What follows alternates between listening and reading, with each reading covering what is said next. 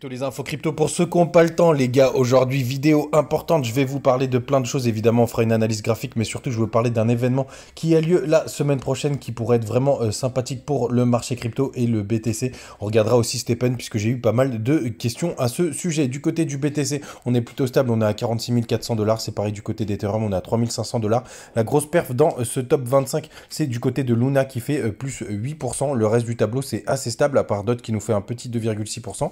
Matic qui dévisse un chouïa à moins 2,4%.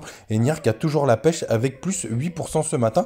Et Atom, j'avais pas vu, ouais, qui nous fait un joli 9%. Donc voilà le bilan de ce dimanche matin. Les gars, du côté du weekly, puisqu'on aura la clôture ce soir, et avec le retour des professionnels, pour l'instant, on a notre première bougie rouge depuis 2 semaines. Donc rien d'alarmant, vous voyez, c'est une toute petite bougie rouge. Hein. Ça me rappelle celle qu'on avait fait juste ici, pendant la montée, juste là.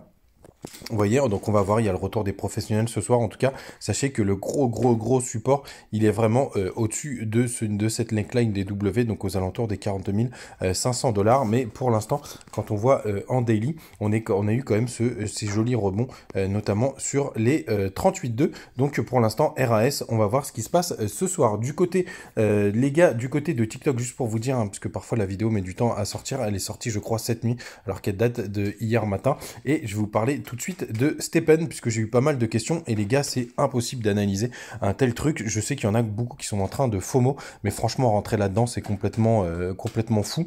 Il n'y a aucun support, puisqu'on est monté, là, je suis en daily, donc il n'y a pas assez d'historique pour faire quoi que ce soit, et vous voyez, à la limite, s'il y a un prochain support, c'est aux alentours des 0,83 jusqu'au 0,55, où il y a eu une petite consolidation, mais je rentrerai jamais sur ce type de truc.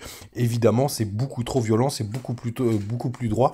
Ça peut encore repartir, hein, les gars, bien évidemment, mais pour l'instant, c'est complètement fou. Et d'ailleurs, je voulais vous montrer autre chose, c'est la dilution, le nombre de tokens, puisque à date, il y a 600 millions de tokens qui sont disponibles sur 6 milliards. Donc imaginez, ça va encore faire x10 sur le nombre de tokens, donc potentiellement diviser même par 10 le cours si jamais les cryptos dans l'ensemble ne pumpent pas. Donc franchement, c'est du gros FOMO et ce serait du grand n'importe quoi de rentrer maintenant, même si je vous le redis et le redis, les gars, ça peut forcément repartir. Vous voyez, on est peut-être en train de créer un support ici, mais j'y crois moyennement.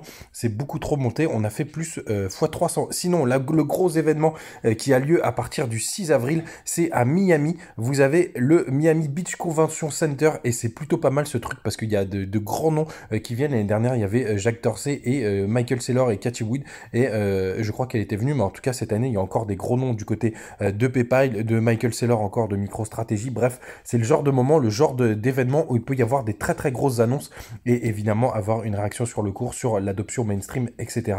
Donc c'est quelque chose que je regarde de très près. Les gars, restez branchés, on se tient au courant et à demain.